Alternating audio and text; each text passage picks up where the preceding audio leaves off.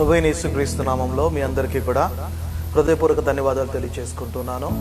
ఈ యొక్క సాయంకాలపు ఆరాధనకి మిమ్మల్ని అందరినీ కూడా ప్రేమపూర్వకంగా ఆహ్వానిస్తున్నాను. ప్రభువైన యేసుక్రీస్తు నామంలో మరొకసారి మీ అందరికీ హృదయపూర్వక ధన్యవాదాలు తెలియజేసుకుంటున్నాను.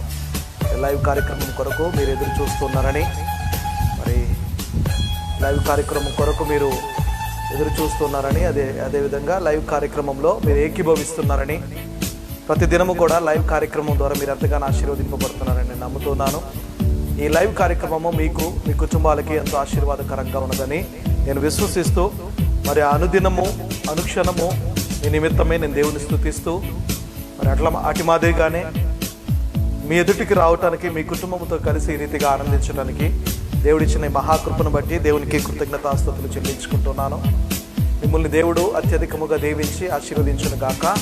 దేవుని యొక్క కృప సన్నిధి మీకు తోడుగా ఉన్నది. దేవుడు మిమ్మల్ని ఆశీర్వదించి దీవించును గాక. మరి యొక్క లైవ్ కార్యక్రమం ద్వారా మీరు ఎంతగానో ఆశీర్వదింపబడుతున్నారని, లైవ్ కార్యక్రమం ద్వారా మీరు ఎంతగానో దీవించబడుతున్నారని నేను నమ్ముతున్నాను. ఈ లైవ్ మీకు ఆశీర్వాదకరంగా మార్చబడిందని నేను విశ్వసిస్తూ ఉన్నాను. అంత మాత్రమే కాదు, మరి లాక్డౌన్ టైంలో మీరందరూ కూడా సంతోషముగా, సమాధానముతో మీ కుటుంబాలతో కలిసి మరి దేవుని సన్నిధిలో అత్యధికముగా ఆశీర్వదింపబడుతున్నారని నేను నమ్ముతున్నాను. దేవుడికి సమస్త మహిమ, ఘనత, ప్రభావములు దేవాది దేవునికి చెల్లునుగాక. మరి ప్రార్థన చేసుకొని ఈ కార్యక్రమాన్ని ఆరంభించుకుందాం. ప్రార్థన చేసుకొని అందరం కళ్ళు మూసుకున్నట్లయితే కనుక ప్రార్థన చేసుకుని ఈ కార్యక్రమాన్ని ఆరంభించుకుందాం. మహాపరిశుద్ధుడైన మా దేవా, నీకే స్తోత్రం చెల్లించుకుంటున్నాను తండ్రి. మరొకసారి లైవ్ కార్యక్రమంలో ఈ రీతిగా నీ బిడ్డలతో కలిసి ఏకీభవించడానికి నువ్వు ఇచ్చిన ఈ సమయాన్ని బట్టి నీకు వందనాలు. అబ్బా, ఈ సమయంలో నీ బిడ్డలతో కలిసి నీ ప్రియ బిడ్డలు తండ్రి, ఇదిగో తండ్రి, వారితో కలిసి నేను ఈ రీతిగా దేవా, ఇదిగో తండ్రి, వారితో కలిసి ఆరాధించడానికి, స్తుతించడానికి, కనపరచడానికి నాకు ఇచ్చిన సమయాన్ని బట్టి నీకు వందనాలు. గడిచిన దినములన్నింటిలో నీ కృపాక్షేమములతో మమ్మల్ని నడిపించిన విధానాన్ని బట్టి నీకే స్తుతులు చెల్లించుకుంటున్నాను. ప్రభువా, మరి ఎక్కడా కూడా ఎలాంటి ఆటంకాలు, ఏ తెగులు మా గుడారానికి సమీపించకుండా పూర్తి భద్రతనిచ్చి నడిపిస్తున్నందుకు నీకే స్తుతులు చెల్లించుకుంటున్నాను. దేవా, మరి ఈ యొక్క లైవ్ కార్యక్రమం ద్వారా ఎంతమంది ఏకీభవిస్తున్నారో ప్రతి ఒక్కరిని పేరు పేరున దీవించమని అడుగుతున్నాను, పేరు పేరున ఆశీర్వదించమని అడుగుతున్నాను. ప్రభు, వారిని, వారి కుటుంబాల్లో ఉన్న ప్రతి ఒక్కరిని కూడా అత్యధికముగా ఆశీర్వదించి నీ కృప వారి పట్ల విస్తరింపచేయమని అడుగుతున్నాను. ప్రభు, మరి లైవ్ కార్యక్రమం అంతటిలో కూడా నీవే తోడుగా ఉండండి. ఎలాంటి డిస్టర్బెన్స్ రాకుండా ప్రభు పూర్తిగా నీ కంట్రోల్లోకి తీసుకోమని అడుగుతున్నాను.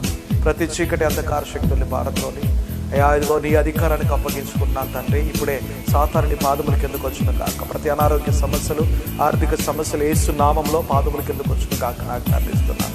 అన్నిటి మీద గొప్ప విజయాన్ని నీ బిడ్డలకు అందించమని, ఈ లైవ్ కార్యక్రమం అంతట్లో కూడా నీవే తోడుగా ఉండి అధ్యక్షత వహించి నడిపించమని, ప్రభా మమ్మల్ని నీ సిలువ చాటును వరుగుపరచమని, నీ ఒక్కడివే మహిమని, ఘనతని, ప్రభావాలను పొందుకోమని యేసు క్రీస్తు నామములు అడిగి వేడుకుంటూ ప్రార్థిస్తున్నాను తండ్రి. ఆమేన్.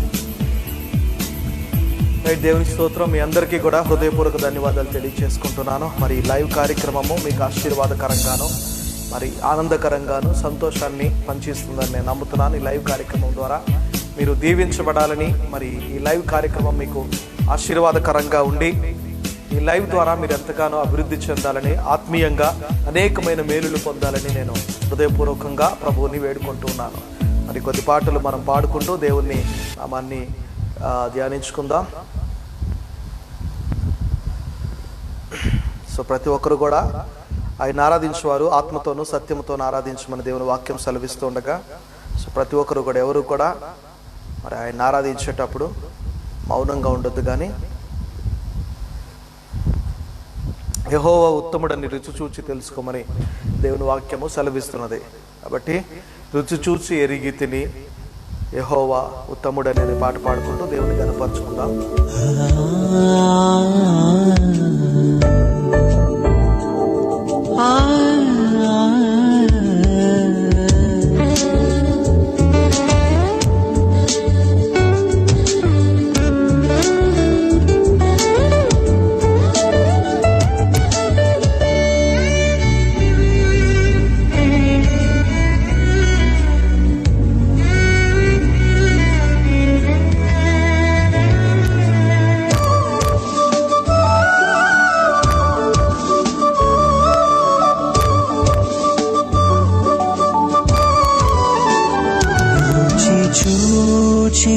ఎరిగితిని యెహోవా ఉత్తముడనియు రుచి చూచి ఎరిగితిని యెహోవా ఉత్తముడనియు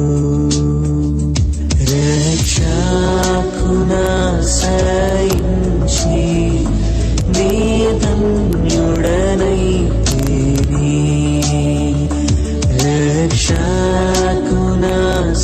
రక్షకునాశ్రయించి నీ ధన్యుడనైతిని రుచి చూచి ఎరిగితిని యెహోవా ఉత్తముడనియు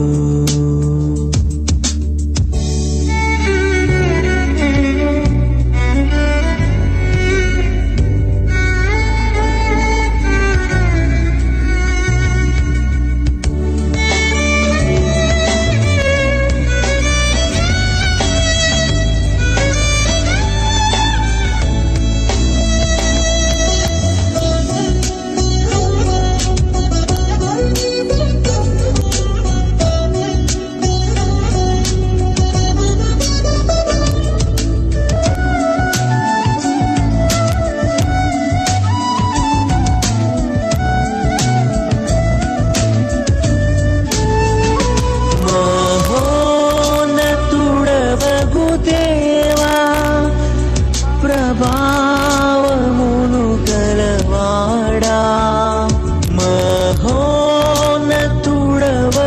దేవా ప్రభావమును గలవాడా మనసార పొగడెదను నీ ఆశ్చర్య కార్యములను మనసార పొగడెదను నీ ఆశ్చర్య కార్యములను రుచి చూచి ఎరిగితిని యెహోవా ఉత్తముడనియు రుచి చూచి ఎరిగితిని యెహోవా ఉత్తముడనియు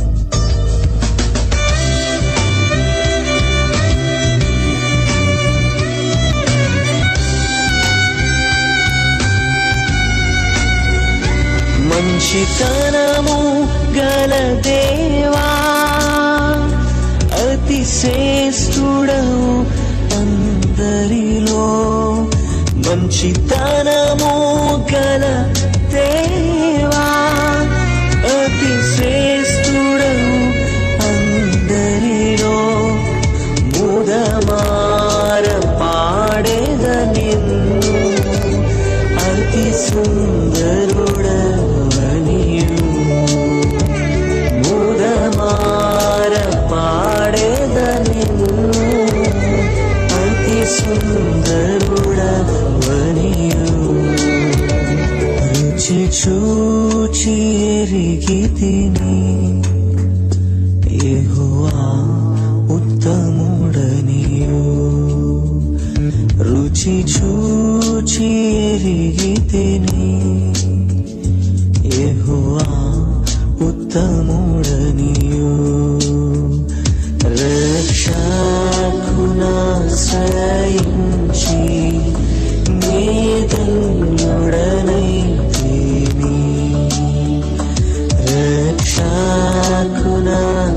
రక్షకునాశ్రయించి నీ ధన్యుడనైతిని రుచి చూచి ఎరిగితిని యెహోవా ఉత్తముడనియు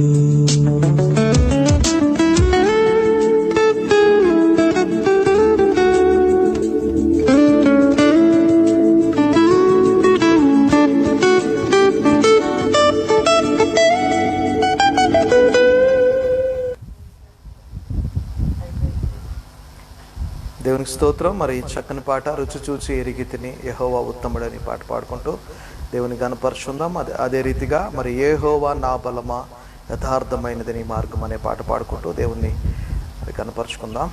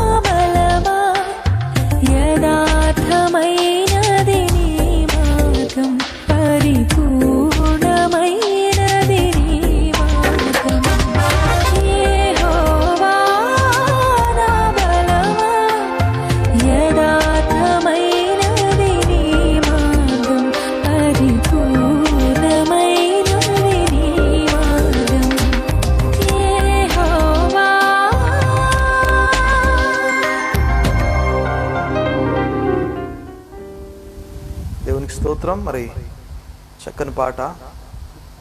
అదే రీతిగా ఇంకొక పాట, ప్రేమించదని అధికముగా ఆరాధింతును ఆసక్తితో అనే పాట పాడుకుంటూ చివరి పాట దేవుని గనపరుచుకుందాం. ప్రతి ఒక్కరూ ఆరాధించేవారు ఆత్మతోనూ సత్యముతోనూ ఆరాధించమని దేవుని వాక్యం సెలవిస్తూ ఉండగా ప్రతి ఒక్కరు కూడా మరి ఆరాధన సమయంలో అర్ధగంట పాటు మనము ఆరాధనకి కేటాయించుకున్నాము. కాబట్టి ఆల్మోస్ట్ ఇంకా 10 minutes టైం ఉంది. Still we have time. కాబట్టి మనమందరం కూడా దేవుని ఆరాధిస్తూ ఆత్మతో సత్యముతో, నేను ఎప్పుడు చెప్తూ ఉంటాను కదా, స్తుతి ఆరాధన నీ ఇంట్లో వినపడుతూ ఉండాలి. పౌలు శీలలు స్తుతిస్తూ ఆరాధిస్తూ ఉన్నప్పుడు అర్ధరాత్రి కాల సమయంలో ఆ పునాదులు, చెరసాల యొక్క బంధకాలు బండలు తెంచివేయబడ్డాయి. అంత మాత్రమే కాదు, చెరసాల యొక్క పునాదులు కూడా అదిరినాయి అంట. మరి నువ్వు ఈరోజు స్తుతిస్తూ ఉన్నప్పుడు, ఆరాధిస్తూ ఉన్నప్పుడు మరి నీ కుటుంబంలో అపవాది వేసిన ప్రతి బంధకాలు తెంచివేయబడతాయి. ప్రతి పునాదులు, అపవాది ఏర్పాటు చేసుకున్న ప్రతి పునాదులు కూడా అదురుతాయి. కాబట్టి ప్రతి ఒక్కరు కూడా దేవుని నామాన్ని అత్యధికముగా గణపరచవలసిందిగా, మరి ఆయన ఆ నామంలో ప్రతి ఒక్కరు ఆనందించవలసిందిగా ప్రభు పేరిట విజ్ఞప్తి చేస్తున్నారు. ప్రేమించదని అధికముగా ఆరాధింతున్న ఆసక్తితో అనే పాట పాడుకుంటూ దేవుని గణపరచుకుందాం.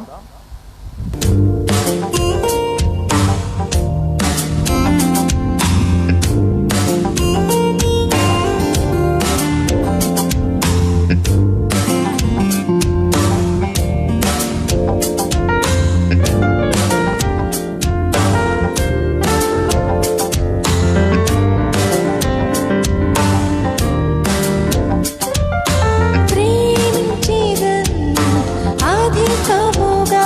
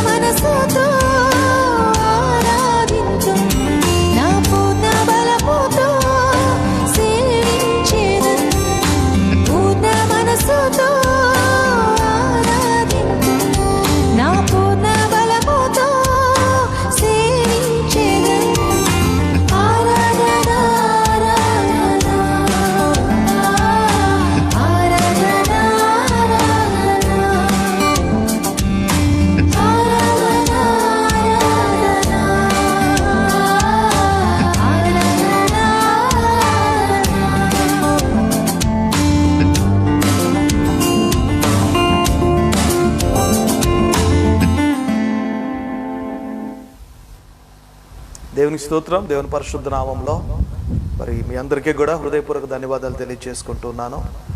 మరి ఈ యొక్క లైవ్ కార్యక్రమంలో ఏకీభవిస్తున్న మీ అందరికీ హృదయపూర్వక ధన్యవాదాలు తెలియజేసుకుంటున్నాను. Salvation ministries voice of salvation అనే యొక్క లైవ్ కార్యక్రమానికి మిమ్మల్ని అందరినీ కూడా ప్రేమపూర్వకంగా ఆహ్వానిస్తున్నాను. మరి ఈరోజు లైవ్ కార్యక్రమంలో పాల్పొందుకుంటున్న వారికి నేను ఒక దేవుని యొక్క ప్రేరేపణను బట్టి రేపటి దినాన అపోస్తులుడైన పౌలు రాసిన పత్రికల్లో నుంచి ఒక పత్రిక మీద మీకు క్విజ్ పెట్టాలని చెప్పేసి నేను అనుకుంటూ ఉన్నాను. దేవుడిచ్చిన ప్రేరేపణను బట్టి గలతీయులకు రాసిన పత్రిక గలీషియన్స్ చాప్టర్ 6 చాప్టర్స్ ఉంటాయి కాబట్టి ఆ యొక్క అధ్యాయాల్లో నుంచి నేను మీకు రేపు మీకు క్విజ్ పెట్టాలని నేను అనుకుంటున్నాను. కాబట్టి లెట్ us see క్విజ్ ఎంతమంది ప్రాపర్గా ఆన్సర్ చేస్తారు చూద్దాము. క్విజ్ పెట్టాలని దాంట్లో నుంచి ఏదైనా 5 క్వశ్చన్స్ నేను అడగటానికి ఇష్టపడుతున్నాను. 5 ప్రశ్నలు నేను మిమ్మల్ని అడుగుతాను. 5 ప్రశ్నలు సమాధానము చెప్పిన వారికి మరి అత్యధికమైన బహుమానము మీకు అందించబడుతుంటుంది.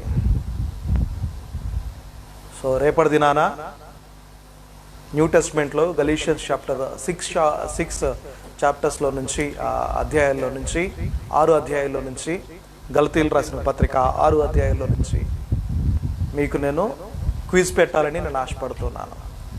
కాబట్టి రేపు సాయంకాలం వర్తమానం అయిపోయిన తర్వాత బైబిల్ క్విజ్ అనేది కండక్ట్ చేస్తాను. 5 minutes 5 క్వశ్చన్స్. ఎవరైతే ఫస్ట్ ఆన్సర్ టైప్ చేస్తారో, ప్రశ్న అడిగిన వెంటనే ఎవరైతే ఫస్ట్ ఆన్సర్ టైప్ చేస్తావో ఆఫ్టర్ దిస్ లాక్డౌన్ అయిపోయిన తర్వాత మీకు మరి మంచి బహుమానం అందించబడుతుంది తప్పకుండా. ఇది ప్రభు చేత ప్రేరేపింపబడి గలతీయులకు రాసిన పత్రిక కొత్త నిబంధన గ్రంథంలో గలతీయులకు రాసిన పత్రిక 6 అధ్యాయాలు ఉన్నాయి మనకి. 6 అధ్యాయాల్లో నుంచి 5 ప్రశ్నలు అడగటం జరుగుతుంది. 5 ప్రశ్నలు సరిగా సమాధానం చెప్పిన వారికి ఫస్ట్ ప్రైజే ఉంటుంది, సెకండ్ థర్డ్ ఉండదు. ఎవరైతే 5 ప్రశ్నలకి సరైన సమాధానము వెంటనే 5 minutes ప్రశ్నకి సమాధానానికి క్వశ్చన్ అండ్ ఆన్సర్కి 1 minute టైమే ఉంటుంది. చాలా ఈజీ క్వశ్చన్స్ ఉంటాయి కాబట్టి లెట్ us see ఎవరు రేపటి దినాన ఈ యొక్క గలతీయులకు రాసిన పత్రిక ఆ క్విజ్లో ఎవరు గెలుపొందుతారో చూద్దాము. దీనికి మీరు చేయాల్సింది ఏంటంటే కనుక 6 అధ్యాయాలు ఉన్నాయి కదా, 6 చాప్టర్స్ ఉన్నాయి కదా, వాటిని జాగ్రత్తగా చదవండి, పాయింట్ టు పాయింట్ చదవండి. దాన్ని ఎవరు రాశారు, ఎక్కడ రాశారు, ఎప్పుడు రాశారనేది అవసరం లేదు. ఎవరు రాశారు అన్న దాని గురించి, ఇంకా దాంట్లో ఏ సమయాల్లో రాయబడి ఉంది, ఏ ప్రాంతాల్లో రాయబడి ఉన్నాయా వాటి గురించి ప్రశ్నించడం జరుగుతుంది. కాబట్టి దయచేసి గలతీయులకు రాసిన పత్రిక 6 అధ్యాయాలు ఉన్నాయి. ఈ 6 అధ్యాయాలు చాలా క్లుప్తంగా మీకు హోంవర్క్, ఇది క్విజ్ ఉంటుంది కాబట్టి, బైబిల్ క్విజ్ ఉంటుంది కాబట్టి ఈ బైబిల్ క్విజ్లో ఎవరైతే మరి 5 నిమిషాల్లో 5 ప్రశ్నలకి సరైన సమాధానము టెక్స్ట్ చేసి పంపిస్తారో వాళ్ళకి ఫస్ట్ సెకండ్ థర్డ్ ఉండదు, ఫస్ట్ ప్రైజే ఉంటుంది. లాక్డౌన్ అయిపోయిన తర్వాత మరి ఆ ఫస్ట్ ప్రైజ్ వాళ్ళకి అందించడం జరుగుతుంది. టైం అయిపోయిన తర్వాత ప్రశ్న వచ్చిన తర్వాత ఆన్సర్ వచ్చితే దానికి ప్రయోజనం లేదు. కాబట్టి దయచేసి సిద్ధపడండి. గలతీయులకు రాసిన పత్రిక 1 నుంచి 6 అధ్యాయాల్లో నుంచి ఏ ప్రశ్న అయినా అడగొచ్చు మీ కొరకు. ఇది బైబిల్ క్విజ్ పెట్టమని దేవుడి ప్రేరేపణతోటి జరుగుతున్నది. వీలైతే గురువారం రోజు థర్స్డే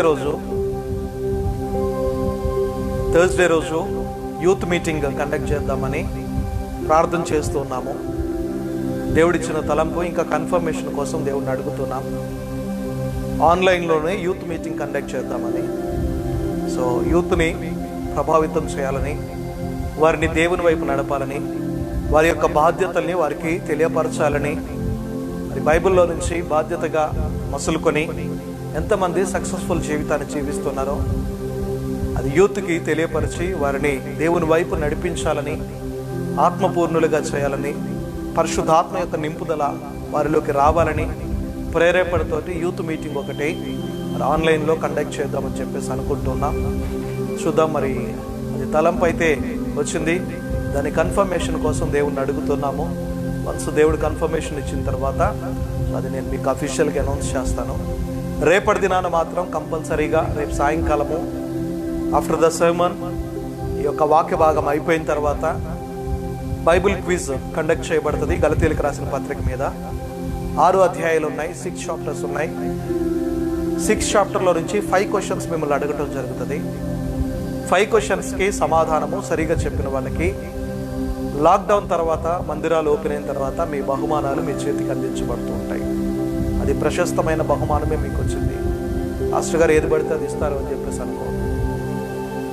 నా గురించి మీకు తెలుసు. దేవుడి ఇచ్చిన కృపను బట్టి నేను ఎప్పుడు శ్రేష్టమైందే సంఘానికి అందించడానికి ప్రయత్నిస్తూ ఉంటాను. దేవుడు మిమ్మల్ని దీవించి ఆశీర్వదించుగాక.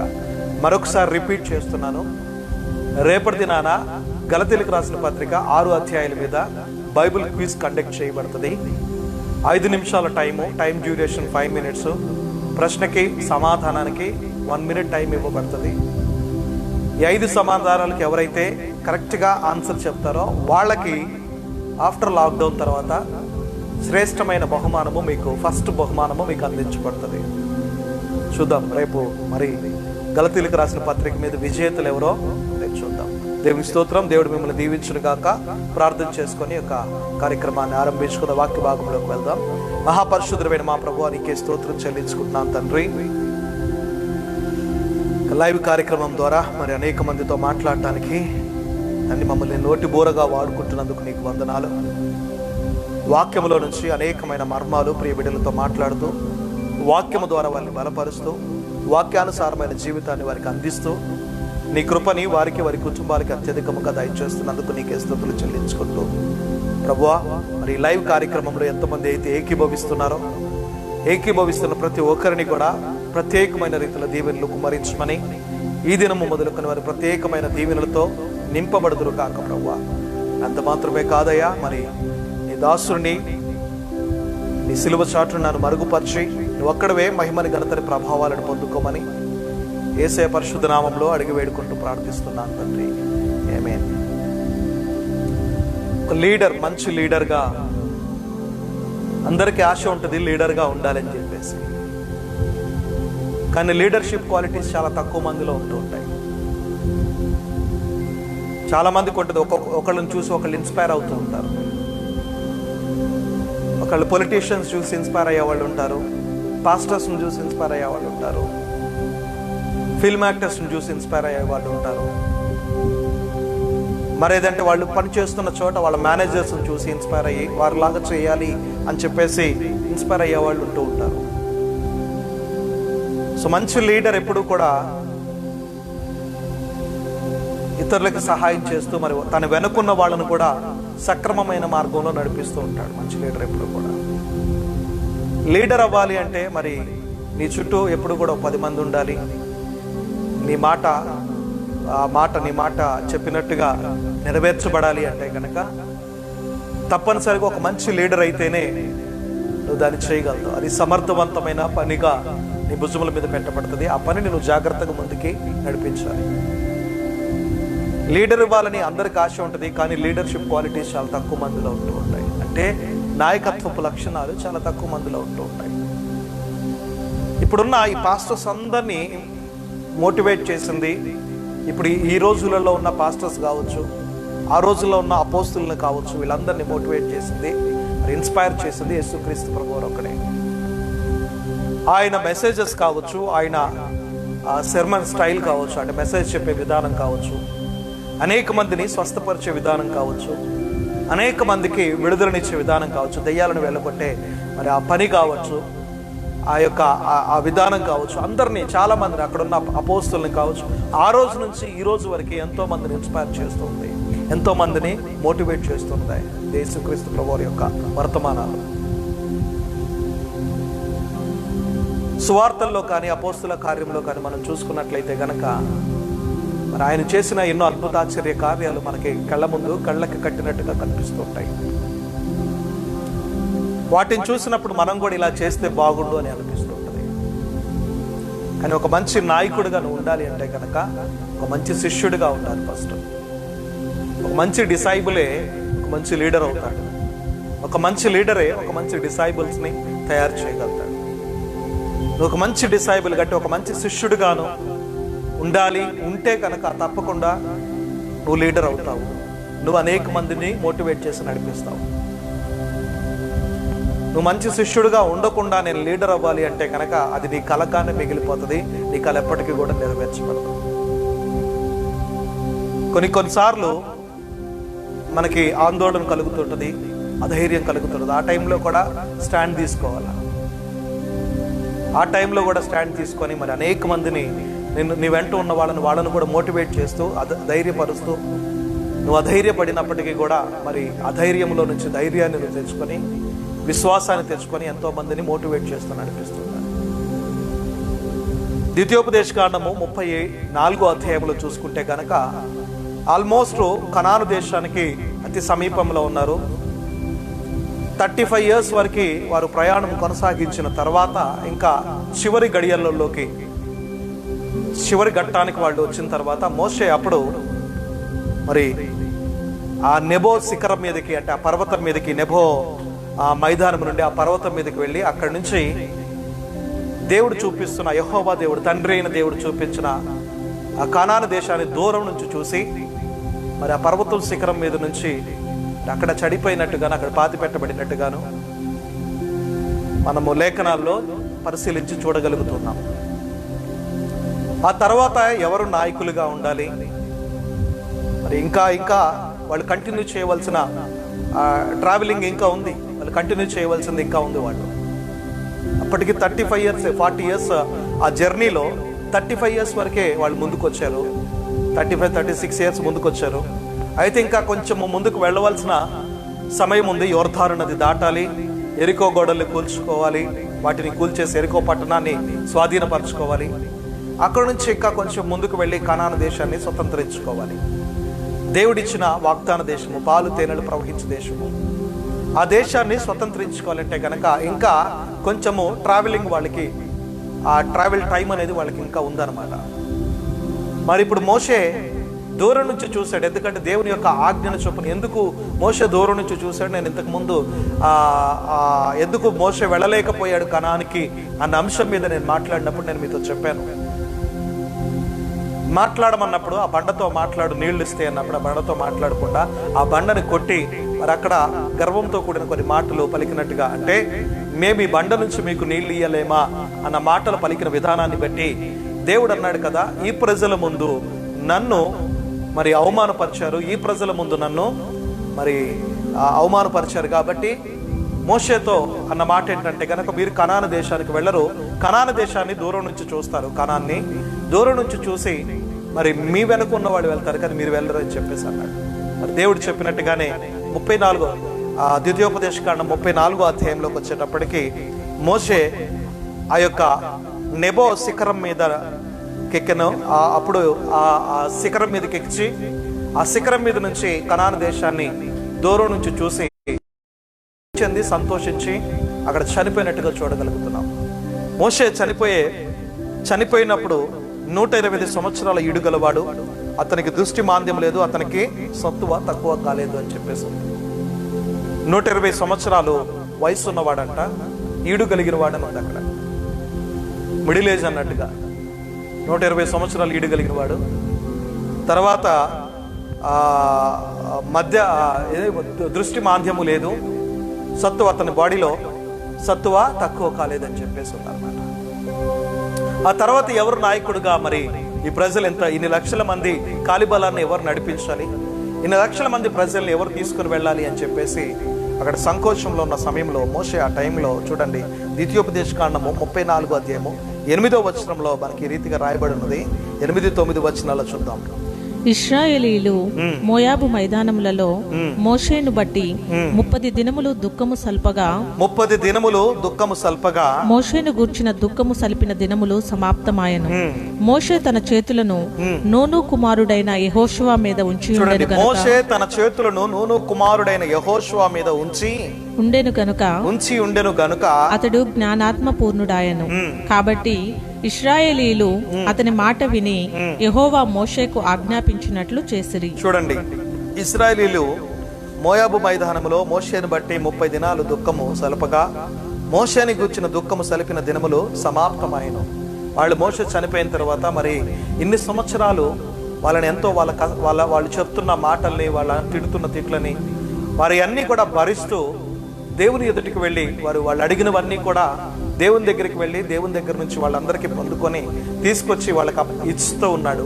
ఒక మంచి నాయకుడిని కోల్పోయామని చెప్పేసి వాళ్ళు 30 దినములు అక్కడ మరి దుఃఖముతో ఏడుస్తూ ఉన్నారంట. 30 days అక్కడనే ఆ నెబో శిఖరము మైదానం దగ్గర మోయాబు ఆ మైదానంలో వారు కూర్చొని ఏడుస్తూ ఉన్నారు.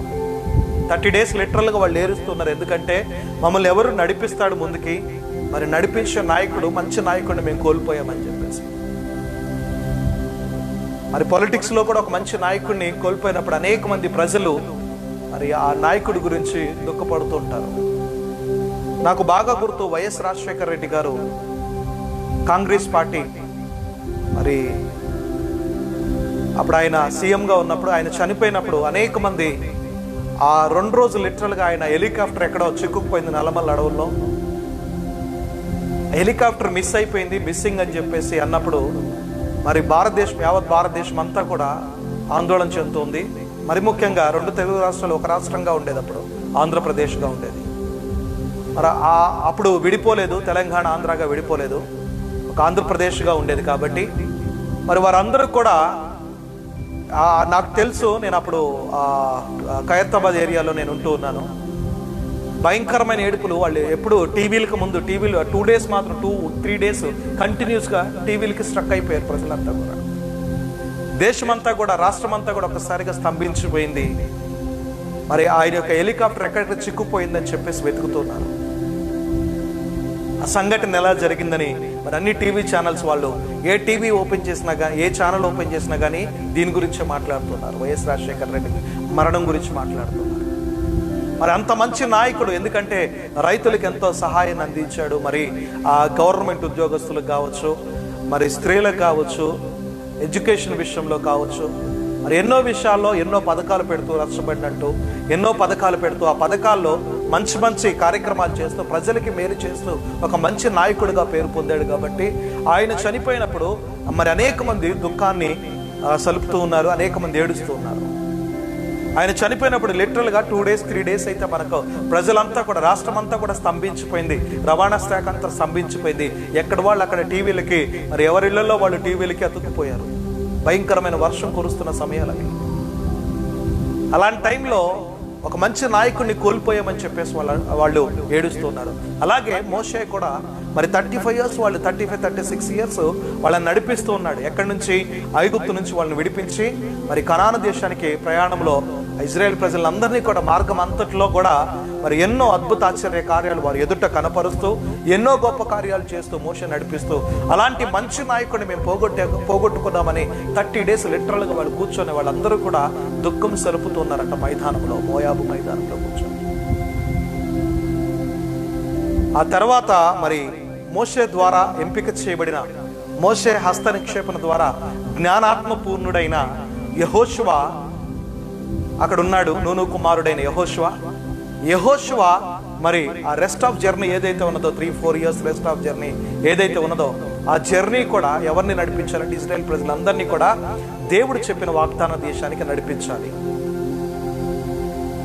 మోషేలో దేవుని ఆత్మ, మోషేకి దేవుని ఆత్మ నిత్యము దేవునితో సహాయం ఉన్నది ఆయనకి. మరి యెహోషువ కూడా దేవుని సహాయము అందిస్తానని దేవుడు వాగ్దానం చేశాడు.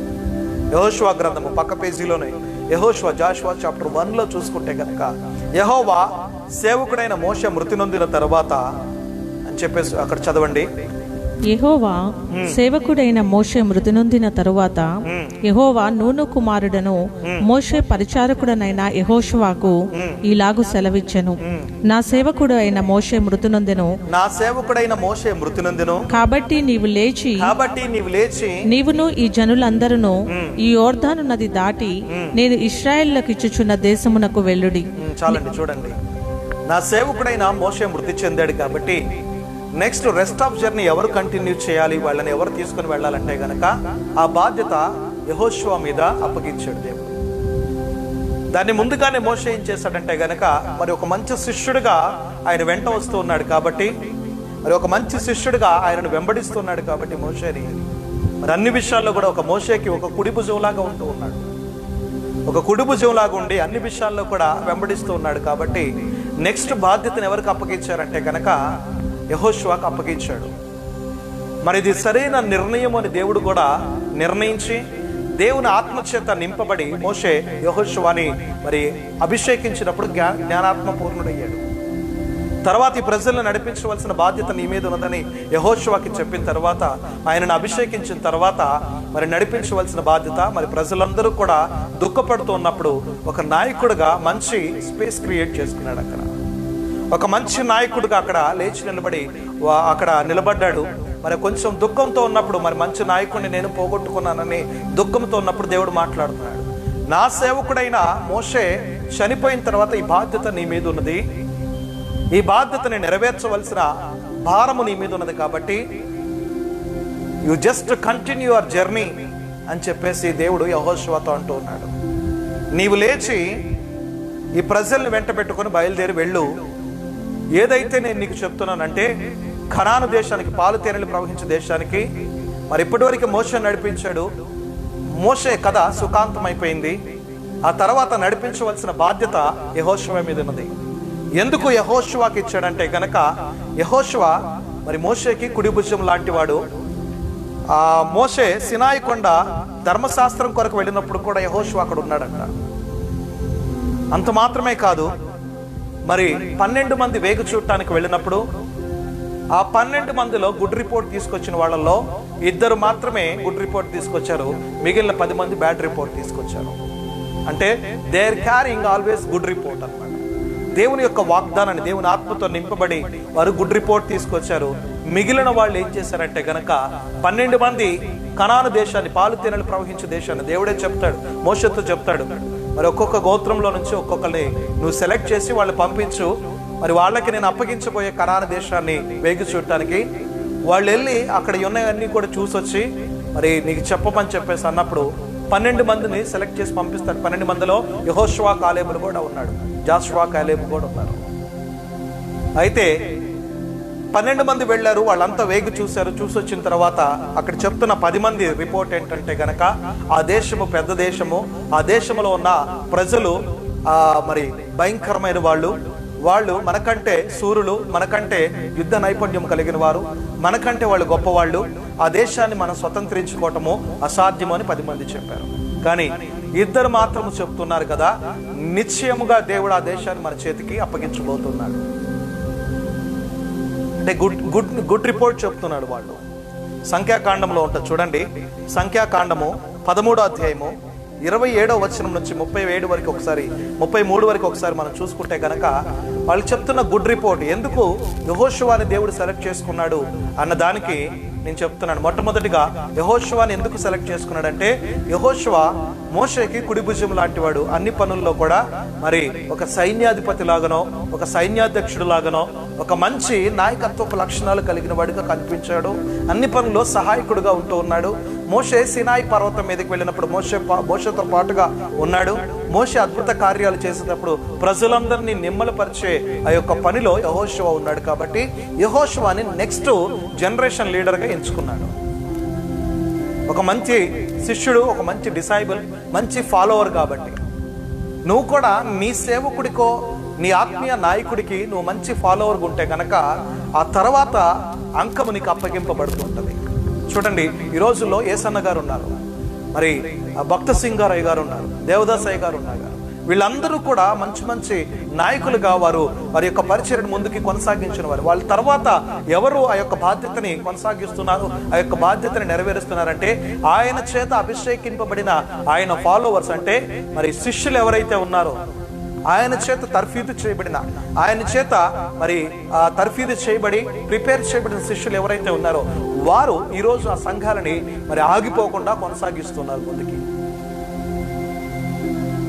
భక్త సింగ్ గారి సంఘాలు కావచ్చు, ఏసన్న గారి సంఘాలు కావచ్చు, దేవదాసాయి గారి సంఘాలు కావచ్చు, ఇవన్నీ కూడా ఎవరు కొనసాగిస్తున్నారు? బైబిల్ మిషను, హోసన్న మినిస్ట్రీస్, మరి హెబ్రోన్ చర్చెస్, ఇవన్నీ కూడా ఎవరు కొనసాగిస్తున్నారంటే కనుక ఇలా అనేక మంది నాయకులు వారి తర్వాత వారి శిష్యులు ఏర్పాటు చేసి వెళ్ళారు.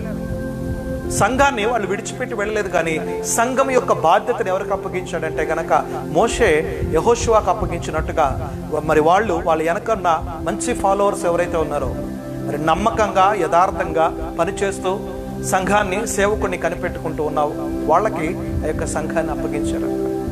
అట్లానే యెహోషువ కూడా ఎందుకు అప్పగించాడంటే ఆయన మంచి ఫాలోవర్ అంట, నమ్మకమైన వాడు, ఫైనాన్షియల్గా నమ్మకమైన వాడు, స్పిరిచువల్గా నమ్మకమైన వాడు. ప్రతి ఏరియాలో కూడా నమ్మకత్వాన్ని మోషే చూశాడు. ఒక నాయకుడు అవ్వాలి అంటే మరి ఏదో ఒక్క క్వాలిటీని బట్టి నాయకుడు కాలేరండి, ఒక క్వాలిటీని బట్టి నాయకుడు కాలేరు. అన్ని ఏరియాస్లో నుంచి అన్ని క్వాలిటీస్ చెక్ చేసి మరి అన్నిటిలో పర్ఫెక్షన్ ఉన్న తర్వాత మాత్రమే నాయకుడిగా అభిషేకింపబడతారు. కొన్నిసార్లు నాయకుడికి అభిషేకింపబడిన తర్వాత కూడా పడిపోతూ ఉంటారు, దట్ ఈస్ సెకండరీ. దాని గురించి మనం ఈరోజు మాట్లాడుకోవట్లేదు. కానీ ఈరోజు నాయకుడిగా అవ్వాలంటే గనక మనలో ఏ క్వాలిటీస్ ఉండాలి? ఒక మంచి లీడర్ ఉండాలంటే కనుక ఏ క్వాలిటీస్ వల్ల దాని గురించి మనం మాట్లాడుతున్నాం. చూడండి, వీళ్ళు ఎందుకు అంటే కనుక గుడ్ ఫాలోవర్ అంత మాత్రమే కాదు, ఒక కుడి భుజం లాంటి వాడు. మరి ఆ తర్వాత గుడ్ రిపోర్ట్ని తీసుకొస్తారు వీళ్ళు. They always tell good report only. కొంతమంది ఉంటారు వెనకుండా మన పక్కనే ఉంటారు, వాళ్ళు ఎప్పుడు కూడా బ్యాడ్ రిపోర్ట్స్ చెప్తారు, నెగిటివ్ మాటలే చెప్తుంటారు. అది కాదు, అది చేయలేము, అది జరగదు అని చెప్పేసి. దేవుడు అంటూ నాకు అసాధ్యమైనది ఏదైనా ఉన్నదా అని చెప్పేసి అంటున్నాడు. నాకు అసాధ్యమైనది ఏది లేదు, జరగదు, కాదు, లేదు అన్నది ఏం కాదు. నువ్వు పట్టుదలతో ప్రయత్నం చేస్తే, పట్టుదలతో పని చేస్తే, పట్టుదల కలిగి ఉంటే నువ్వు సాధించలేనిది ఏది లేదు, నువ్వు సాధించలేనిది ఏది లేదు. కాబట్టి దేవుడు అంటున్నాడు కదా, చూడండి గుడ్ రిపోర్ట్ తీసుకోరా. అక్కడ చదువుదాం 27వ వచనం నుంచి. వారు అతనికి తెలియపరిచినదేమనగా, నీవు మమ్మను పంపిన దేశమునకు వెళితిమి, నీవు మమ్మలను పంపిన దేశమునకు వెళితిమి, అది పాలు తేనెలు ప్రవహించు దేశమే, దాని పండ్లు ఇవి. అయితే ఆ దేశములో నివసించు జనులు బలవంతులు, వారి పట్టణములు ప్రాకారము గలవి, అవి మిక్కిలి గొప్పవి. మరియు అక్కడ అనాకీయులను చూచితిమి, అమాలేకీయులు దక్షిణ దేశములో నివసించుచున్నారు, హిత్తీయులు, ఎబుసీయులు, అమోరీయులు కొండ దేశములో నివసించుచున్నారు, కనానీయులు సముద్రము నొద్దను యోర్దాను నది ప్రాంతములలోనూ నివసించుచున్నారని చెప్పిరి. కాలేబు మోషే ఎదుట జనులను నిమ్మలపరిచి మనము నిశ్చయముగా వెళ్ళుదుము, దాని స్వాధీనపరచుకొందుము, దాన్ని జయించుటకు మన శక్తి చాలునని అనెను. అయితే అతనితో కూడా పోయిన ఆ మనుష్యులు, ఆ జనులు మనకంటే బలవంతులు, మనము వారి మీదకి పోజాలమనిరి. మరియు వారు తాము సంచరించి చూచిన దేశమును గూర్చి ఇశ్రాయేలీలతో చెడ్డ సమాచారము చెప్పి, మేము సంచరించి చూచిన దేశము తన నివాసులను భక్షించు దేశము, చెడ్డ సమాచారం చెప్తున్నారు. దానిలో మాకు కనబడిన జనులందరూ ఉన్నత దేహులు. అక్కడ నెఫీలీల సంబంధులైన అనాకు వంశపు నెఫీలీలను చూచితిమి. మా దృష్టికి మేము మిడతల వలె ఉంటిమి, వారి దృష్టికి అట్లే ఉంటిమనిరి. చూడండి, ఈ 10 మంది చెప్తున్న రిపోర్ట్ ఏంటంటే కనుక బ్యాడ్ రిపోర్ట్ చెప్తున్నారు, కానీ యెహోషువ కాలేబులు మాత్రం గుడ్ రిపోర్ట్ చెప్తున్నారు. అక్కడ మేము చూసిన దేశము మంచి దేశము, దేవుడు మనకి ఆయన వాగ్దానం చేసినట్టుగా పాలు తేనెలు ప్రవహించే దేశాన్ని మనకు అప్పగిస్తున్నాడు. కాబట్టి భయపడాల్సిన అవసరం లేదు. మన శక్తి చాలును, మనము దాన్ని స్వతంత్రించుకోగలుగుతాం. మన శక్తి అంటే మనలో ఉన్న దేవుని శక్తి, మన సొంత శక్తి కాదు, మనలో ఉన్న దేవుని శక్తి, మన ముందు ఉన్న దేవుని యొక్క శక్తి, మనకి ఆధారముగా ఉన్న దేవుని యొక్క శక్తి చాలు. మరి ఆ శక్తి మీద ఆధారపడినట్లయితే కనుక మనము తప్పకుండా దేవుని యొక్క వాగ్దాన దేశాన్ని స్వతంత్రించుకోగలుగుతాం. కాబట్టి భయపడాల్సిన అవసరం లేదు అని చెప్పేసి గుడ్ రిపోర్ట్ చెప్తున్నారు. లీడర్ ఎప్పుడు కూడా గుడ్ రిపోర్టే చెప్పాలి. ఒకవేళ కంగారు పడుతూ, అధైర్యపడుతూ, కృంగిపోయిన స్థితిలో ఉన్న వాళ్ళని ఆయన కంఫర్ట్ చేయాలి. లీడర్ ఎప్పుడు కూడా వాళ్ళకి ధైర్యాన్ని చెప్తూ ఉండాలి, ధైర్యంతో కూడిన మాటల్ని, వాళ్ళని పాజిటివ్ యాటిట్యూడ్లో తీసుకొని వెళ్తూ ఉండాలి. వాళ్ళకి చెప్పేది ఏంటంటే కనుక ఏం కాదు, దేవుడు మన పక్షంగా ఉండగా మనకి విరోధి ఎవరు అని చెప్పేసి వాళ్ళని నిమ్మలపరుస్తూ వెళ్తూ ఉండాలి. అలాంటి నాయకత్వపు లక్షణాలు మనలో ఉండాలి. చూడండి, మరి వాళ్ళు దుఃఖపడుతూ అలానే కూర్చొని ఉన్నప్పుడు యెహోషువ కూడా వారితో కలిసి దుఃఖపడుతున్నాడు. ఎందుకంటే మరి అన్ని సంవత్సరాలు ఆయనతో పాటు ట్రావెల్ చేశాడు కదా మోషేతోటి. మరి ఒక్కసారిగా ఆయన్ని కోల్పోయిన తర్వాత, మరి ఏదో సిక్నెస్లో ఉండో రోగంలో ఉండో కోల్పోతే అది సాడ్నెస్ 1-2 days ఉంటుంది. ఎందుకంటే కనుక ఏదో అనారోగ్య సమస్యతో కోల్పోయాడు, దాన్ని లాంగ్ టైం నుంచి భరిస్తూ వస్తున్నారు కాబట్టి. కానీ ఆల్ ఆఫ్ సడన్గా మంచి 120 years ఏజ్లో దృష్టి మాంద్యం కాలేదు, శరీరంలో సత్తువ తక్కువ కాలేదు. మరి అలాంటి టైంలో, యాక్టివ్గా ఉన్న టైంలో చనిపోయినప్పుడు మరి అందరి ఇళ్లలో కూడా అంటూ ఉంటారు కదా, ఏమోనండి నిన్నటి వరకు బాగున్నారు, రాత్రి వరకు బాగున్నాడు, పొద్దున వరకు కూడా బాగున్నాడు, మరి చాలా స్ట్రాంగ్గా ఉన్నాడు, అన్ని విషయాల్లో కూడా సొంతగా చేసుకుంటూ ఉంటారు ఆయన పనులు ఆయన. కానీ మరి ఈరోజు సడన్గా చూస్తే అనుకోకుండా ఇట్లా జరిగిపోయింది అంటూ. అట్లనే ఆ రోజు మోషే యొక్క జీవితంలో కూడా అలా జరిగింది. యెహోషువ అధైర్యపడుతుంటే దేవుడు అంటున్నాడు కదా, ఆత్మ ప్రేరేపణతో దేవుడు మాట్లాడుతున్నాడు, నెక్స్ట్ నడిపించవలసిన బాధ్యత నీ మీద ఉన్నది. ఈ యొక్క ప్రజలని కనాను దేశానికి, పాలు తేనెలు ప్రవహించే దేశానికి తీసుకొని నడిపించవలసిన బాధ్యత నీ మీద ఉన్నది. కాబట్టి లే, నడుం కట్టుకొని నిలబడు, వాళ్ళతో చెప్పు బయలుదేరదామని చెప్పేసి అంటున్నాడు. నేను మోషేతో చెప్పినట్లు మీరు అడుగుపెట్టు ప్రతి స్థలమును మీకు ఇచ్చుచున్నాను అంటున్నాడు. నేను మోషేతో ఏదైతే చెప్పానో మరలా నీకు అది రిపీట్ చేస్తున్నాను. మోషేతో ఏదైతే చెప్పి నేను మోషేని ప్రోత్సాహపరిచి ముందుకు నడిపించానో అదే నేను నీకు చెప్తున్నాను. మోషేతో చెప్పినట్లుగా మీరు అడుగుపెట్టు ప్రతి స్థలాన్ని నేను మీకు ఇస్తూ ఉన్నాను. కీర్తనలు 2వ అధ్యాయంలో ఉంటుంది కదా, జనములు నీకు స్వాస్థ్యముగాను భూమిని దిగంతముల వరకు సొత్తుగా ఇస్తానంటూ ఉన్నాడు. జనముల్ని నీకు స్వాస్థ్యముగా, భూమిని దిగంతముల వరకు సొత్తుగా ఇస్తానన్నాడు. అట్లాగే మీరు అడుగుపెట్టు ప్రతి స్థలాన్ని కూడా నేను మీకు అప్పగిస్తున్నాను. అందుకే నేను కొన్నిసార్లు కొన్ని ప్రాంతాలకు వెళ్ళినప్పుడు నేను ప్రార్థన చేసుకుంటూ ఉంటాను, ప్రభువా ఈ ప్రాంతానికి నన్ను ఎందుకు నడిపించావో తెలియదు. అంటే ఒకప్పుడు నేను మరి పరిచర్యలు లేనప్పుడు నడిపించావు, అది ఏదో ఉద్యోగరీత్యా వెళ్ళాను, దట్స్ ఓకే. కానీ పరిచర్యలో ఉన్నప్పుడు నేను వెళ్ళాను అంటే కనుక ఈ ప్రాంతంలో నా అవసరత ఏదో ఉంటుంది తప్పకుండా. ఈ ప్రాంతంలో నా ద్వారా నువ్వేదో గొప్ప కార్యము తప్పనిసరిగా చేయబోతున్నావు. నేను ఈ ప్రాంతాన్ని మరి అడుగుపెట్టను, ఈ ప్రాంతంలోకి ఈ అడుగుపెట్టు ప్రతి స్థలాన్ని కూడా నేను అప్పగించుకుంటున్నాను, నేను స్వాధీనపరచుకుంటున్నాను. నన్ను అడుగుము, జన్మలు స్వాస్థ్యముగా భూమిని దిగంతముల వరకు సొత్తుగా ఇస్తానన్నావు కదా. మరి ఈ ప్రాంతంలోకి నేను వచ్చాను, పలానా నెల్లూరు ప్రాంతంలోకి వెళ్ళాను, పలానా ఇంకొక ప్రాంతంలోకి వెళ్ళాను. వెళ్ళిన ప్రతి చోట కూడా దేవా ఈ యొక్క స్థలాన్ని నా చేతికి అప్పగిస్తున్నావు. మోషేతో కూడా దేవుడు చెప్పింది, యెహోషువతో కూడా చెప్పింది అదే. నేను మోషేకి చెప్పినట్టుగా మీరు అడుగుపెట్టు ప్రతి స్థలమును మీకు ఇచ్చుచున్నాను. అరణ్యము ఈ లెబానోను మొదలుకొని అంటున్నాడు. ఈ లెబానోను అంటే అబ్రహాముతో అంటాడు, నువ్వు లేచి బయటకు వచ్చి 4 దిక్కు చూడంటాడు. ఈస్ట్, వెస్ట్, నార్త్, సౌత్, 4 దిక్కులు కూడా, 4 దిక్కులు చూడి, 4 దిక్కులు నువ్వు చూసినంత మటుకి నేను నీకు స్వాధీనపరచబోతున్నాను. నువ్వెంతవరకు చూస్తున్నావో, నీ కనుచూపు మేర నీ దృష్టి ఎంతవరకు ఉన్నదో అంతవరకు నేను నీకు అప్పగిస్తున్నాను అన్నాడు. మనం 4 దిక్కులు స్వతంత్రించుకునేవారు. ఒక సైడ్నే, ఒక వ్యూనే మనం చూడకూడదు. 4 sides మనం ఎప్పుడు కూడా క్యాలిక్యులేషన్లోకి తీసుకోవాలి.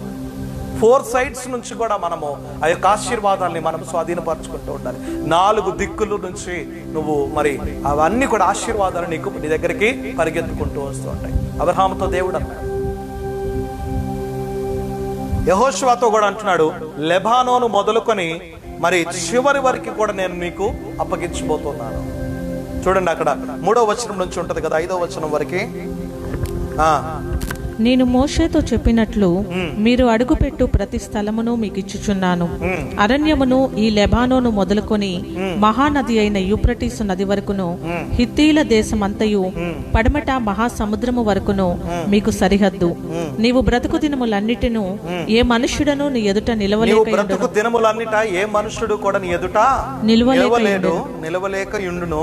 నేను మోషేకు తోడయుండినట్లు, చూడండి, నేను మోషేకి తోడయుండినట్లు నీకును తోడయుండును. నీవు బ్రతుకు దినములన్నీ కూడా ఏ మనుషుడు నీ ఎదుట ఉండలేడు, నీ ఎదుట నిలబడలేడు. అంటే ఏ శత్రువు కూడా నీకు వ్యతిరేకంగా రూపింపబడిన ఏ ఆయుధము కూడా వర్ధిల్లదు అని చెప్పేసి అంటున్నాడు. ఎందుకంటే ఆనాడు మోషేకి తోడై ఉన్నట్టుగా నేను మీకు తోడుగా ఉంటున్నాను. మరి ఈరోజు నీతో కూడా దేవుడు మాట్లాడుతున్నాడు. ఒక మంచి నాయకుడిగా నువ్వు అవ్వాలనుకుంటున్నావా? ఒక మంచి డిసైబుల్గా నువ్వు అవ్వాలనుకుంటున్నావా? ఒక మంచి శిష్యుడిగా నువ్వు అవ్వాలనుకుంటున్నావా? మరి ఒక మంచి ఆత్మీయ నాయకుడిగా, మరి ఒక మంచి కుటుంబ నాయకుడిగా అవ్వాలనుకుంటున్నావా? అయితే దేవుడు అంటూ ఉన్నాడు కదా, భయపడకు, నీ పితరులకు తోడుగా ఉన్నట్టుగా నేను నీకు తోడుగా ఉన్నాను. మోషేకి తోడై ఉన్నట్టుగా నేను నీకు తోడుగా ఉన్నాను. మరి 4 దిక్కుల నుంచి ఆశీర్వాదాన్ని నీ కొరకు నేను ద్వారాలు తెరుస్తున్నానని చెప్పేసి అంటున్నాను.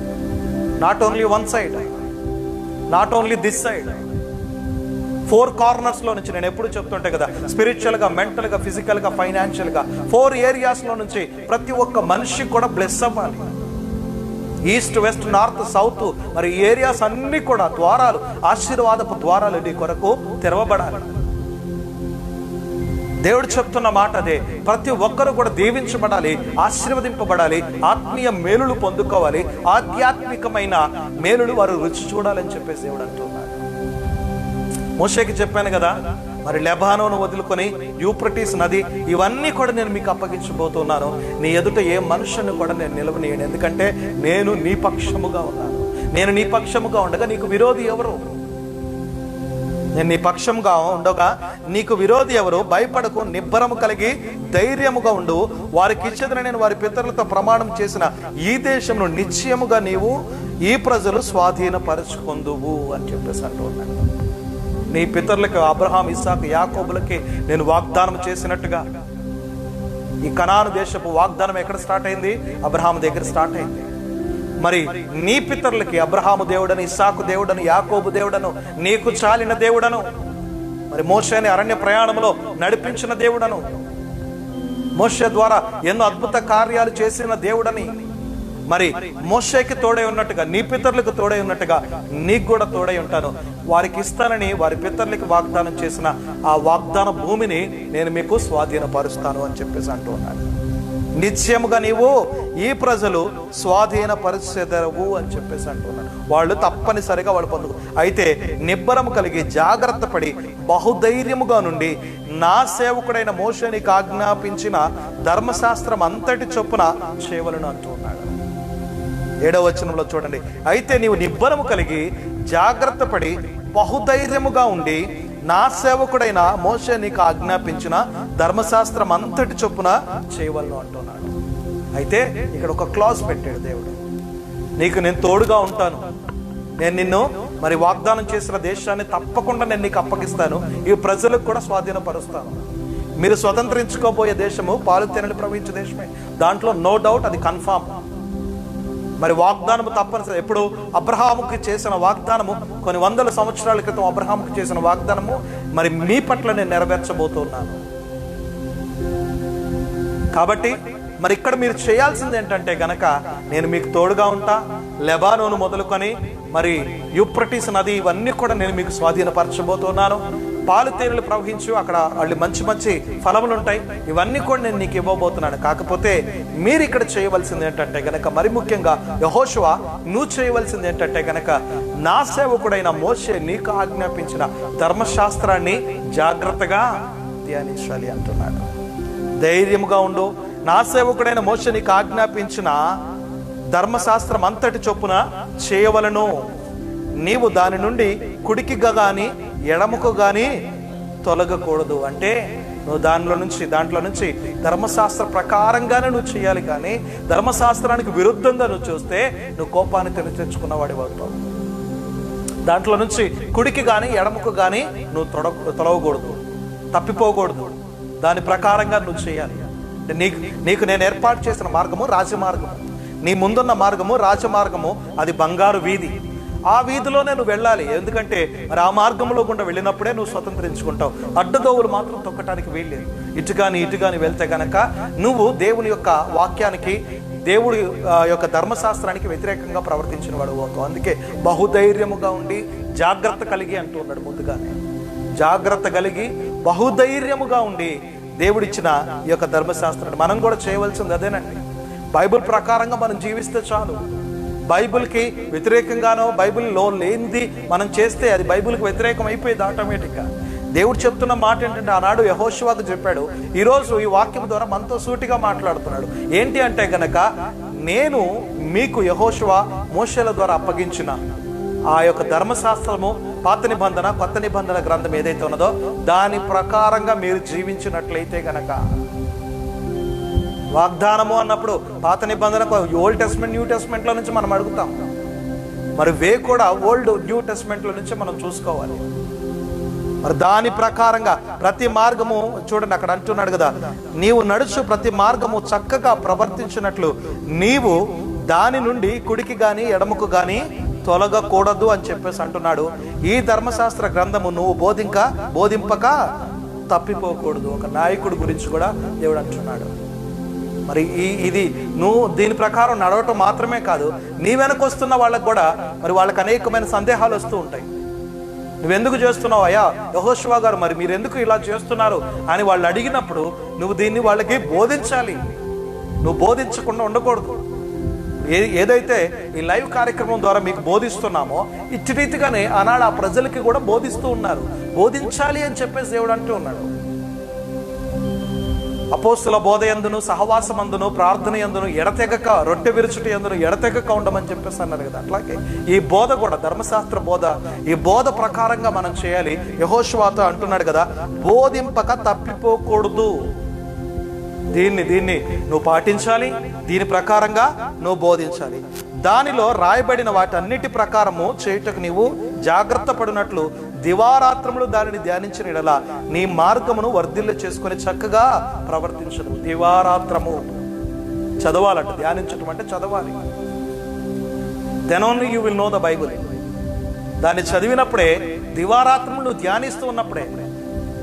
ధ్యానిస్తున్నప్పుడు దాంట్లో ఉన్న మరి ఆ యొక్క మర్మాలు నీకు అర్థమవుతూ ఉంటాయి. దివారాత్రములు దాన్ని ధ్యానిస్తూ ఉండాలి. అందుకే నేను బైబిల్ క్విజ్ ఎందుకు పెట్టానంటే, మీకు దాన్ని ధ్యానించాలి. మీరు గలేషియన్స్ చాప్టర్లో ఉన్న 6 అధ్యాయాలు ఏదైతే ఉన్నాయో, 6 చాప్టర్స్, మీరు దాన్ని ధ్యానించినప్పుడు దాంట్లో నుంచి మరి మీరు ఎంత అవగాహన కలిగి ఉన్నారో, ఏం తెలుసుకున్నారో, ఎంత తెలుసుకున్నారో అన్న దాని గురించి నేను మిమ్మల్ని ఒక 5 ప్రశ్నలు అడగటానికి సిద్ధంగా ఉన్నాను. No doubt I'm in Bible standards. We're in Bible standards, no doubt at all. దాంట్లో మనకు సందేహమే లేదు. మనం బైబిల్ ప్రకారంగానే వెళ్తున్నాం. దేవుడు తండ్రి అయిన యెహోవా దేవుడు మనకు ఆజ్ఞాపించినట్టుగానే మనం చేసుకుంటూ వెళ్తున్నాం. No doubt at all. ధర్మశాస్త్రాన్ని బోధించకుండా ఉండకూడదు. Everyday I'm spreading the gospel everyday. And ప్రతిరోజు నేను దేవుని యొక్క వార్తని ప్రకటిస్తున్నాను. నేను ఇంతకుముందు కూడా చెప్పా, ఈ లైవ్ అయిపోయి దీన్ని చెక్ చేసుకొని అంతా కరెక్ట్గా ఉంది, ఎక్కడ నాయిస్ లేదు, ఎక్కడ డిస్టర్బెన్స్ లేదు అని చూసుకున్న తర్వాతే సంతోషంగా నేను అన్నం తింటాను. అప్పటిదాకా తిందామని పాస్టర్ గారు పిలుస్తున్నాగా నేను వెళ్ళను ఈ రూమ్లో నుంచి. మీరన్నా ఫోన్ కట్టేసి అయిపోయింది లైవ్ అని చెప్పేసి మీరు ఇంకా భోజనాలు పెట్టుకొని తింటారు, లైట్లు ఆపేసి పడుకుంటారేమో. But I'm not like that. నేను అలా కాదు. ఇంకా ఇక్కడే కూర్చొని, మీరు కావాలంటే ఇంకొక హాఫ్ అన్ అవర్ ఎక్స్ట్రా కేటాయించుకొని ఇక్కడికి పరిగెత్తుకొని వచ్చిన నేను ఇక్కడే కూర్చొని అవన్నీ కూడా చెక్ చేసుకుంటూ ఉంటాను. వాల్యూమ్ కానీ, ఎక్కడ డిస్టర్బెన్స్ వచ్చింది, ఎక్కడ స్ట్రక్ అవుతుంది, ఎక్కడ బ్లర్ వస్తుంది, ఎక్కడ మరి డిస్టర్బెన్స్గా క్రియేట్ అయిందని చెప్పేసి అవన్నీ కూడా చెక్ చేసుకొని నెక్స్ట్ టైం రిపీట్ కాకుండా దాన్ని నేను చెక్ చేసుకుంటూ ఉంటాను. బోధించాలి. బోధించటం మాత్రమే కాదు, వాళ్ళకి నేను మరి చక్కగా నేర్పించాలి, నేను కూడా పాటించాలి అంటున్నాడు కదా. దానిలో రాయబడిన వాటన్నిటి ప్రకారము చేయుటకు నీవు జాగ్రత్త పడినట్లు దివారాత్రము దాన్ని ధ్యానించినట్లా నీ మార్గము వర్ధిల్ల చేసుకొని చక్కగా ప్రవర్తించదు. నీ మార్గము కూడా వర్ధిల్ల చేసుకుంటున్నాడు. తర్వాత లాస్ట్గా చూడండి, నేను నీకు ఆజ్ఞ ఇచ్చి ఉన్నాను కదా, నిబ్బరము కలిగి ధైర్యముగా ఉండము, దిగులు పడకము, జడియకము, నీవు నడుచు మార్గం అంతటిలో నీ దేవుడైన యెహోవా నీకు తోడుగా ఉండును అని చెప్పేసి అంటున్నాడు. భయపడకు, నేను నీకు ఆజ్ఞాపించాను కదా, నేను వాగ్దానం చేశాను కదా. I promised you. నేను ఏమని ప్రామిస్ చేశానంటే గనక, వాగ్దాన దేశానికి మిమ్మల్ని నడిపిస్తానని వాగ్దానం చేశాను కదా. I promised you. నేను తప్పకుండా నేను దీవిస్తాను అని వాగ్దానము నీకు వచ్చింది అంటే కనుక ఆ వాగ్దానము ధ్యానించు చాలు, ఆ వాగ్దానాన్ని పట్టుకొని నువ్వు జీవించు చాలు. ఆ వాగ్దానము నీ డెస్టినీని చూపిస్తుంది, నీ డెస్టినీకి నిన్ను తీసుకుని వెళ్తుంది సక్సెస్ఫుల్గా. ఒక మంచి లీడర్ అవ్వాలంటే కనుక దేవుని వాక్యాన్ని, మరి ఈ రోజుల్లో వస్తున్న ప్రతి ఒక్క ఈ లాక్డౌన్ కావచ్చు, ఇవన్నీ కూడా బైబిల్ స్టాండర్డ్స్ ప్రకారమే వస్తున్నాయి. You know that. ప్రిపరేషన్ అనేది కూడా మరి ఇదంతా బైబిల్ స్టాండర్డ్స్. నోవాహు కాలంలో కావచ్చు, ఆ లాక్డౌన్ ఎలాగైతే జరిగిందో, మరి ఇదంతా కూడా Bible standards. As per the Bible only we're going like. Bible ప్రకారం మనం వెళ్తూ ఉన్నాం. ఈ అద్భుతాలు, ఆశ్చర్యకార్యాలు, గొప్ప కార్యాలు, ఈ తెగుళ్ళు, ఇవన్నీ కూడా బైబిల్ ప్రకారం వస్తూ ఉన్నాయి. బైబిల్లో నుంచి అనేకమైన గొప్ప మర్మాలు తెలుసుకోవచ్చు మనం. బైబిల్లో నుంచి కొంతమంది సైంటిస్టులు పుట్టుకొని వచ్చారు. బైబిల్లో నుంచి డాక్టర్స్ పుట్టుకొని వచ్చారు.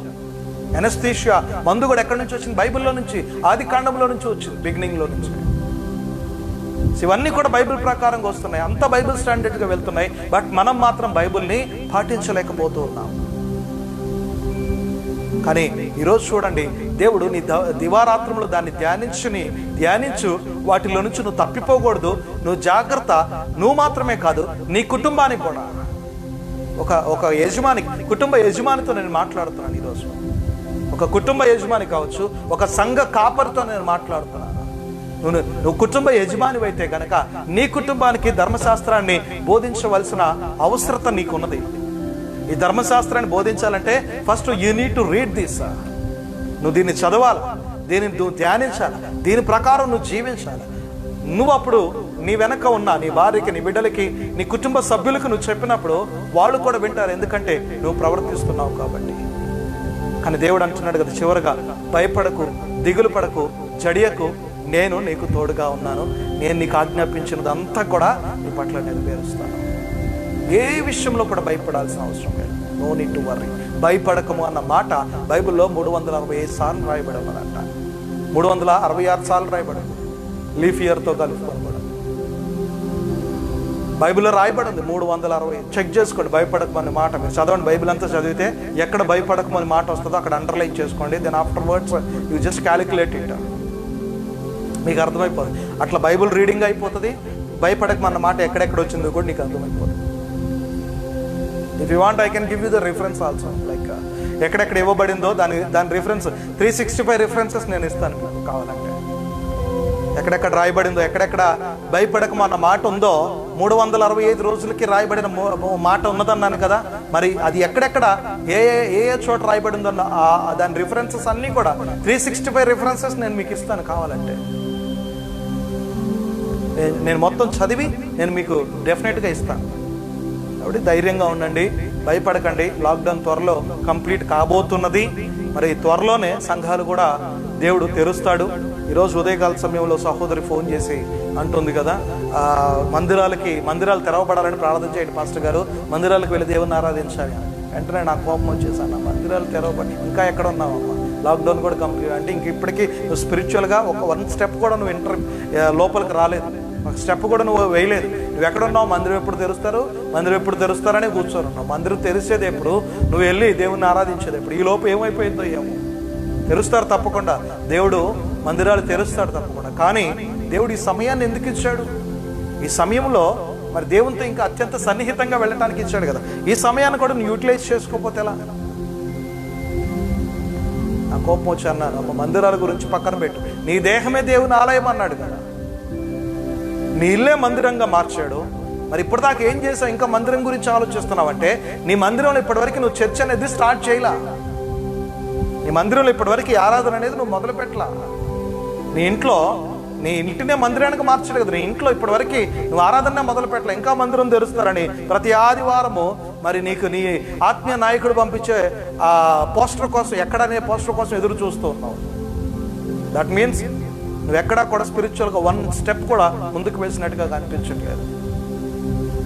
నేను తప్పుగాను ఒప్పుగాను చెప్పాను మనుషులు. చెప్పాను, డైరెక్ట్గా చెప్పాను. నీ దేహమే దేవుని ఆలయం, నీ ఇల్లే దేవుడు మందిరానిగా మార్చాడు. ఇంకా నువ్వు మందిరం కొరకు ఎదురు చూస్తున్నావు అంటే నువ్వు ఇంటిని మందిరంగా మార్చుకోలేదు అని చెప్పేసి అన్నా. వెంటనే అవునండి పాస్టర్ గారు తప్పైపోయింది అని చెప్పేసి. తప్పైపోయింది అని ఆ దగ్గర కాదమ్మా, దేవుని దగ్గర ఒప్పుకో. ఇప్పటికైనా నీ దేహాన్ని దేవాలయంగా మార్చుకో, దేవుడు నివసించే స్థలంగా మార్చుకో. ఆయనకు అవకాశం ఇవ్వు. మందిరానికో మరి ఇంకే దేనికో కూడా అవకాశాన్ని నీకు ఇవ్వద్దు, కానీ దేవునికి ఇవ్వటం నేర్చుకో అవకాశం. హల్లెలూయా.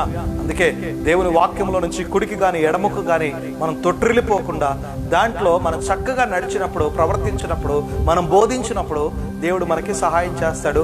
మనల్ని 4 దిక్కులు స్వతంత్రించుకునే వారిగా దేవుడు చేస్తాడు. ఆమేన్. 4 దిక్కులు మనం స్వతంత్రించుకుంటాం తప్పకుండా. నేను నమ్ముతున్నాను దేవుడు ఒకరోజు మరి ఈ చుట్టుపక్కల పరిసర ప్రాంతాలంతటిని కూడా స్వతంత్రించుకోబోతున్నానని చెప్పి నేను ఎక్కడున్నానో సెంటర్లో, సిటీ సెంటర్లో నేను ఉన్నాను. సిటీ సెంటర్లో నుంచి చుట్టుపక్కల రేడియస్లో ఉన్న నా కనుచూపు మేర ఉన్న ప్రతి ప్రాంతాన్ని నేను స్వాధీనపరచుకోబోతున్నాను. దేవుడు నాకు చెప్పాడు, నువ్వు అడుగుపెట్టు ప్రతి స్థలాన్ని అప్పగిస్తా అన్నాడు. అందుకే ఎవ్రీ ఇయర్ నేను క్యాలెండర్తో వెళ్తాను ప్రతి స్థలానికి. బై వాక్ నేను వెళ్తాను. నా భార్యను పట్టుకొని డిసెంబర్ జనవరి మాసంలో క్యాలెండర్ పట్టుకొని వెళ్తాను. వెళ్ళిన ప్రతి ఇంటి దగ్గర నేను నిలబడి గేట్ ముందు ప్రార్థన చేసుకుంటా, ఇది నాది అని చెప్పేసి, this is belongs to me, ఇది నాది అని చెప్పేసి నేను ప్రార్థన చేసుకొని అక్కడికి వెళ్ళి వాళ్ళకి ఇచ్చేస్తాను. హల్లెలూయా. ఎక్కడికి క్యాలెండర్ వెళ్ళిందో, ఏ ప్రాంతానికి వెళ్ళిందో, ఏ 1000 క్యాలెండర్స్ ఎక్కడెక్కడికి వెళ్ళిందో, నేను ఎప్పుడు క్యాలెండర్ని నేను సేల్ చేయలేదు. క్యాలెండర్ని నేను ఫ్రీగా డిస్ట్రిబ్యూట్ చేశాను. అది కూడా బై వాక్ డిస్ట్రిబ్యూట్ చేశాను. ఎక్కడెక్కడికి వెళ్ళిన ప్రతి చోట కూడా దేవుడు నన్ను స్వాధీనపరుస్తాను. నువ్వు అడుగుపెట్టు ప్రతి స్థలాన్ని, క్యాలెండర్ ద్వారా నేను అడుగుపెట్టిన ప్రతి స్థలాన్ని కూడా నాకు అప్పగిస్తాను. ఆమేన్. దేవుడు నిన్ను దీవించి ఆశీర్వదించును గాక. ఒక మంచి నాయకుడిగా నీ కుటుంబాన్ని కూడా కట్టుకునే అవకాశం దేవుడు నీకు ఇస్తున్నాడు. నీ కుటుంబానికి బోధించే అవకాశం, నీ కుటుంబానికి నడిపించావు. నువ్వే కుడికి ఎడమకి తప్పిపోయే వ్యక్తివైతే నీ కుటుంబానికి ఏం చెప్తావు నువ్వు? అందుకే నువ్వు ఫస్ట్ చదువు దేవుని వాక్యాన్ని, తర్వాత దేవుని వాక్యంలో ఉన్న ప్రతి మెలకువలు నీకు అర్థమవుతుంది. ప్రార్థన చేసుకుందాం అందరం కళ్ళు మూసుకున్నట్లయితే. మహాపరిశుద్ధుడైన మా దేవా, నీకే స్తోత్రములు చెల్లించుకుంటున్నాను తండ్రి. దేవా, ఇదిగో మరి మోషేని, అయ్యా ఇదిగో మోషే తర్వాత నాయకుడిగా యెహోషువాని ఏ రీతికి అయితే ఎంచుకున్నావో ప్రభువా, ఇదిగో తండ్రి యెహోషువాకి మరి నువ్వు వాగ్దానం చేసి ధైర్యపరిచావు ప్రభువా. యెహోషువాలో ఉంచిన ఆత్మ అసాధారణమైన ఆత్మ ప్రభువా, సాధారణమైన ఆత్మ కాదు ప్రభు, అది అసాధారణమైన ఆత్మతో ఉంచావు. కాబట్టి వాళ్ళు నాయన ఎదుగు తండ్రి జాషువా, కాలేబులు ఇద్దరు కూడా గుడ్ రిపోర్ట్ తీసుకొచ్చారు ప్రభు. సాధారణమైన ఆత్మ కలిగిన వాళ్ళు బ్యాడ్ రిపోర్ట్ చెప్పారు, కానీ అసాధారణమైన ఆత్మ కలిగిన వారు నాయన, అసాధారణమైన ఆత్మతో నింపబడిన వారు గుడ్ రిపోర్ట్ తీసుకొచ్చి చెప్పారు ప్రభు. అతి రీతిగానే మరి నాయన ఎదుగు తండ్రి మరి యెహోషువా మీద చేతులుంచినప్పుడు జ్ఞానాత్మ పూర్ణుడుగా అయ్యాడు ప్రభు. అభిషేకించినప్పుడు జ్ఞానం ఆయనకు వచ్చింది. ప్రజల్ని నడిపించగలిగినంత జ్ఞానం ఆయనకు వచ్చింది. ప్రజల్ని నడిపించేంత జ్ఞానం ఆయనకు వచ్చింది. ఆ జ్ఞానంతో ప్రభు ప్రజల్ని నడిపిస్తున్నందుకు నేను ఎదుగుతాను. నువ్వు వాగ్దానం చేసి భయపడొద్దన్నావు, దిగులు పడొద్దన్నావు, అధైర్యపడొద్దన్నావు, కంగారు పడొద్దని చెప్పేసి అన్నావు. నేను నీకు తోడుగా ఉన్నాను, నువ్వు ఎక్కడా కూడా టెన్షన్ పడొద్దు. నువ్వు మరి ధర్మశాస్త్రాన్ని దివారాత్రములు ధ్యానించుకుంటూ వెళ్ళు, నువ్వు చక్కగా వారికి బోధించు, వారిని సరైన మార్గంలో నడిపించు అని వాళ్ళకి మరి యెహోషువాకి చెప్పావు ప్రభువా. నువ్వు అడుగుపెట్టు ప్రతి స్థలాన్ని కూడా నేను నీకు అప్పగిస్తానన్నావు.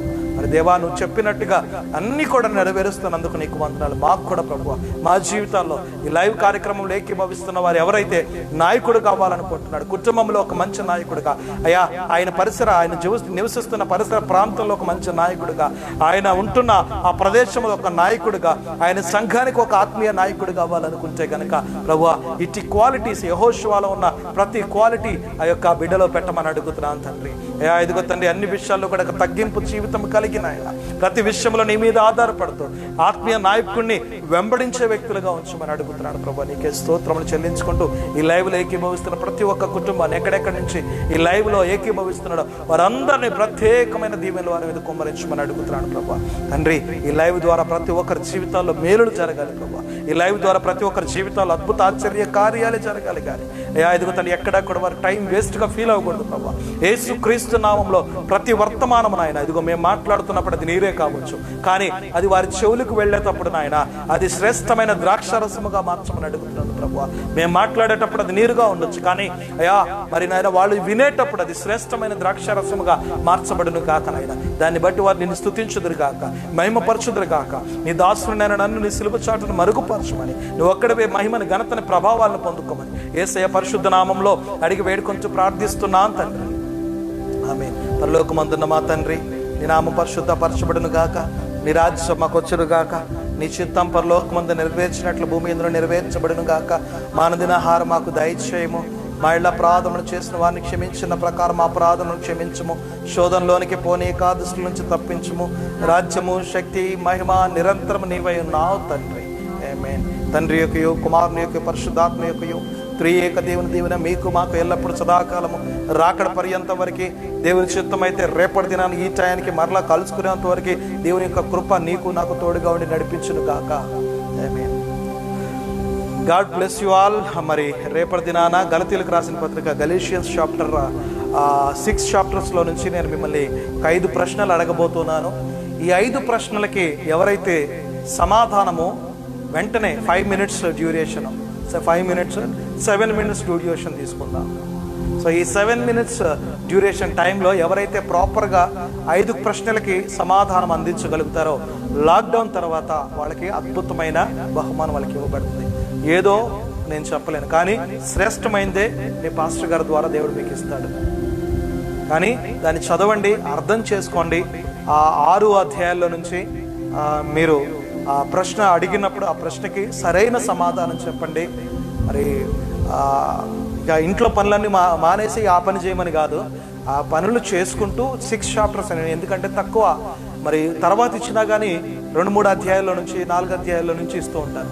ఇది తక్కువ కాబట్టి అందుకని ఈ యొక్క చాప్టర్ మొత్తం 1 time ఫినిష్ అయిపోతుంది కాబట్టి. సో ఈ రీతిగా ఏంటంటే కనుక ఎవ్రీడే మనం ఒక 2-3 chapters ధ్యానించడానికి, 2-3 chaptersలో నుంచి మనం కొంచెం నాలెడ్జ్ని గెయిన్ చేసుకోవడానికి అవకాశం ఉన్నది. Right? God bless you all. దేవుడు మిమ్మల్ని దీవించి ఆశీర్వదించును గాక. అండ్ ఇంకొకటి, please subscribe our YouTube channel, pastor Dilip Bejjam అనే యూట్యూబ్ ఛానల్ని సబ్స్క్రైబ్ చేయండి, బెల్ బటన్ని ప్రెస్ చేయండి. God bless you. Thank you for watching this live.